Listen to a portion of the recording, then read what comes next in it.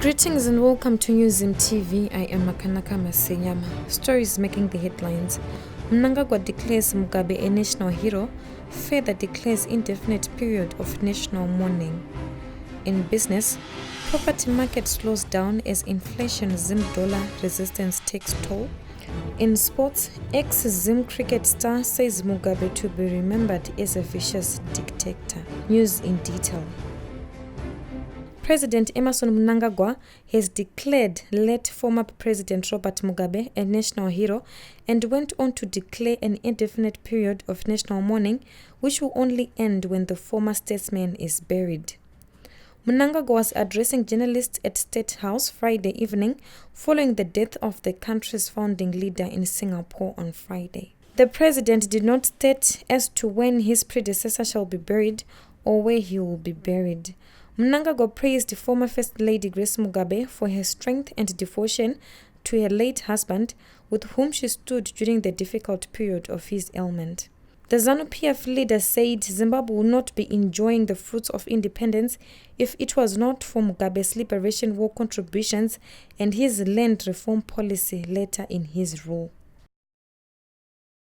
MDC leader Nelson Chamisa says the persecution that Mugabe directed at the main opposition during his bitter tenure as state leader would not wipe out the giant contributions the ex-leader did for his nation. Writing on his Twitter Friday morning, Chamisa, who once served as ICT minister in a Mugabe-led unity government, said the long-serving leader imprinted internal scars on the main opposition.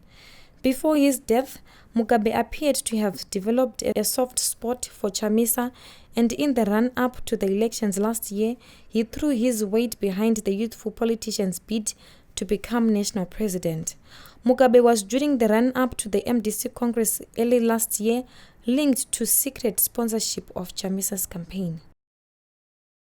Zimbabweans have expressed mixed feelings over the passing on of their former leader, with some saying they were saddened by his demise, while others felt the one-time Zimbabwe strongman was responsible for the rot that bedevils both the economy and national politics. Newzim TV took time to hear the sentiments of people on the streets of Harare on how they felt about the death of the country's founding leader. Toti matambudziko nezvavai kushaya kwavaita vamugabe vanga vakanaka, but tine shuwiro yekunzi isu tigone kuita se kuti tiende kubruku borodro bruku tigone kuenda kuno vachema tigone kuenda vaviga kwazvimba kumusha kwavo nekuti mutungamiriri wedu washaikawo anga akamirira isu vechidiki nevechikuruwo zvakare anga akadzidzisa nyika yose. Saka ndarwadziwa zvakanyanya nekuti mabasa edu emaoko abva atofoni nekufa kwaita mukuru waundatenda zvangu. Ini ndorwadziwa wangu nemafiro aita vanga vambori president wedu. As president vanga vari president wedu vakatidzidzisa isu vechidiki kuti ngatigare takabata zvinhu zvedu tisagovere mupfumo wedu watinawo. Kukwira kwechingwa chaiko kana kukwira kwemitengo yemabhazi tinorangarira chaizvo dai vanga varipo dai zvisina kuita sezvazvaita izvi. Zvinotirwadza chaizvo, takaona mapuraizi atanawo zvaakuitwa zvacho iko zvinezvi hazvotifungisa kuti angoma takadya kare hanyaradzi mwana. Pairozi yeka tichionaka inzvimbo inoradzikwa mbavha, saka iwo ndio mbavha hombe imwe yacho yafanira kuti iendeswa futi kupi ikoko.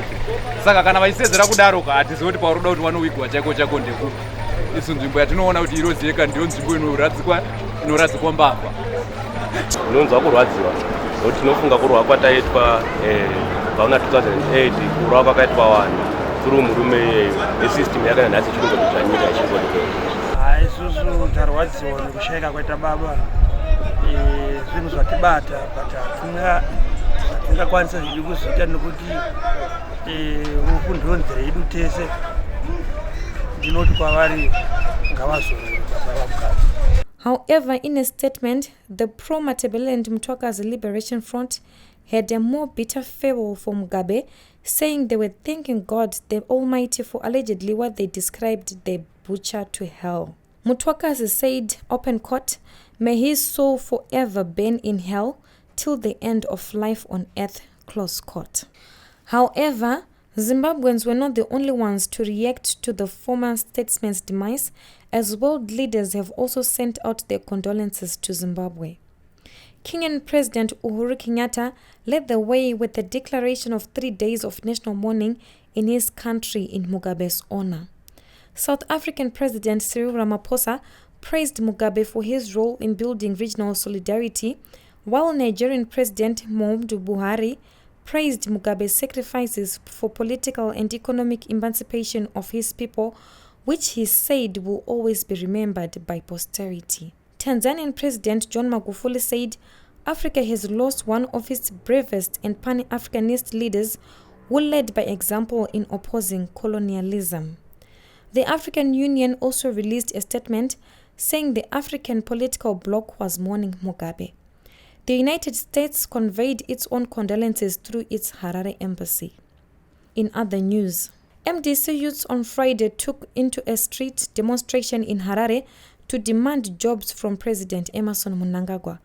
Dozens of youths waved placards with messages which also blamed the recent Zimbabwean authorities for having a hand in deadly xenophobic attacks through policies that have driven citizens to South Africa to look for jobs. Addressing demonstrators in front of the Parliament building, MDC National Youth Commander Obase Tole said Mnangagwa must create jobs for Zimbabwean youths. Mabasa hakuna munyika ya Zimbabwe. And we are here to say, Emmerson Mnangagwa, if you can't create jobs for the young people of Zimbabwe, you better go. Unemployment has been a major challenge, especially for graduates who sometimes spend years roaming the streets. In business, companies in the property sector have raised concern over the reintroduction of the Zimbabwe dollar, which they say has impacted negatively on their businesses. Speaking on the recent performance of the property sector in the first half of 2019, First Mutual Properties Chairman Elisha Moyo said that residential market experienced a downward spiral after the multi-currency system was outlawed through inception of Statutory Instrument 142 of 2019. Moyo said the property market remains subdued, largely due to the effects of the depressed economic conditions that led to streamlining of productive and other expansionary activities, erosion of purchasing power, job losses, and deteriorating social service delivery. We end with sports. Former Zimbabwe national cricket team fast bowler Henry Olonga has spoken out on the death of former President Robert Mugabe, saying although he played a role during the country's war of liberation, the former leader would be remembered as a vicious tyrant and a dictator. The 43-year-old Olonga, who now lives in Australia, was exiled from Zimbabwe during Mugabe's rule after facing death threats for standing up to the former president through a pro-democracy protest, which then Captain Andy Flower during a 2003 Cricket World Cup match at Harare Sports Club. The pair wore black armbands through the first game in Zimbabwe as it co-hosted the World Cup with South Africa and released a statement saying they were mourning the death of democracy in their country. The protest effectively ended both men's international careers, while Olonga, who was the first black man to play Test cricket for the country, is yet to return to the country since the incident. Reporting for newszimbabwe.com, I am Makanaka Masenyama. For this and more stories, visit our website www.newszimbabwe.com and subscribe to our YouTube channel, NewsMTV.